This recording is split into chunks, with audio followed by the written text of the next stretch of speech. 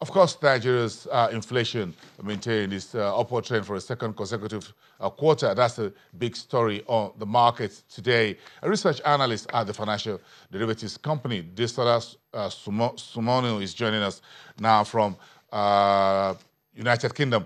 It's good to have you on the program today. Demola, it's good to have you from Reading in the UK. You've been doing some reading at the University of Reading?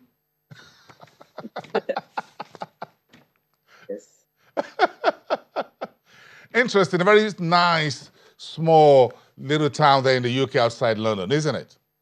Right. Just about 30 minutes from London. Yeah, I took a train there, was there a couple of years ago for one of those courses in derivatives trading, training with some stockbrokers that was and all of that. But that's quite some time ago.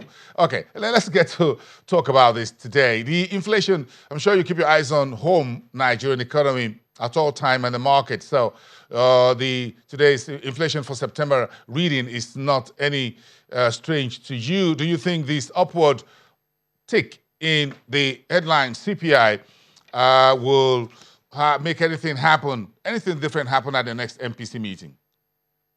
Well, thank you for that question, Bosin. First, I think that there are strong indications that inflation will continue its upward rise in the near term, and I think that it's definitely going to influence the MPC's decision. But if you look at the voting pattern in the MPC, you would observe that as we draw closer to the 2019 elections, more and more members of the committee are voting for a shift towards a more contractionary monetary policy stance, that through increasing the CRR or increasing the MPR. And this is just indicative that we might see a change in the monetary policy stance in the near term. And I think it is going to be nearer than we think. So, based on the key parameters of this inflation figure, which is basically the food, the core sub index, the urban and rural inflation, what do you think will be the impact on the minimum wage negotiations that we're discussing?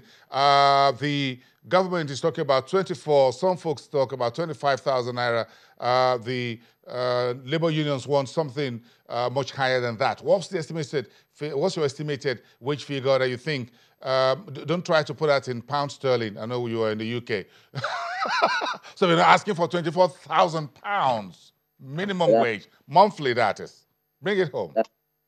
I think that anywhere between a 25% to a 75% increase is probable. And I think that, these recently released inflation figures, generally, I do not expect it to influence anything. But I think that nice labor would, use it to further to be more aggressive in their demands that increase. Look, as inflation is eating into our minimum wage. The minimum wage workers have the value of their naira is going lower and lower as inflation increases. So I think it will make the organized labor more aggressive in their demands, and I even read recently that they're even asking for 40,000 naira, right? While increasing the minimum wage is a good idea, I mean, it's good for the workers in the lower tier of the economy. I think the more important question or the more pressing issue is the broader impact on the Nigerian economy and the fiscal space of and the fiscal situation of Nigeria. The real question is, can Nigeria really afford it?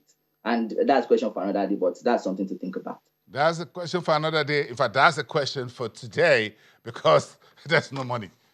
But okay, let's just move on and touch on with the exchange rate stability. That's what the central bank says is the new focus, a bold print on its front desk against reserves accretion. What's your view on this position?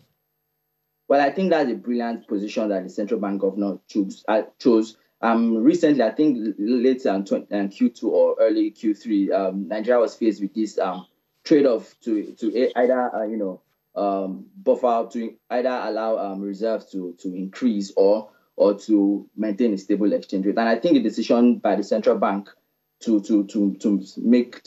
stabilize the exchange rate, I think is a great idea. I think is a good decision because usually, a question we need to ask ourselves is, how did we get here? In Q1, this was not the scenario, and I think we got here because of the normalization in U.S. Interest rates.